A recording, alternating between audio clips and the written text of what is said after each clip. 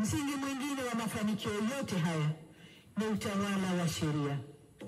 Ahadi yetu ni kuwa serikali itashirikiana kwa dhati na Mahakama ya Tanzania kuhakikisha haki inapatikana kwa watu wote na kwa wakati.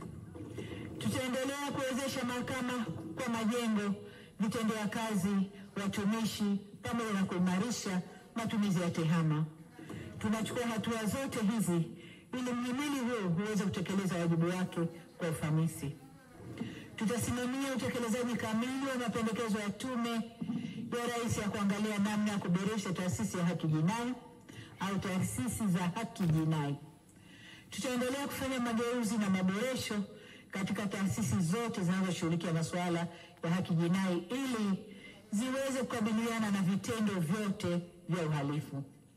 Kwa upande mwingine, serikali itaendelea kushirikiana na wadau mbalimbali katika sekta ya sheria, kiwemo Chama cha Wanasheria Tanganyika pamoja na asasi zingine ili kuwezesha upatikanaji wa huduma za msaada wa kisheria kwa wananchi, kwani katika kipindi kilichopita tumeona manufaa yake katika utatuzi wa changamoto mbalimbali zinazowakabili wananchi wa Tanzania.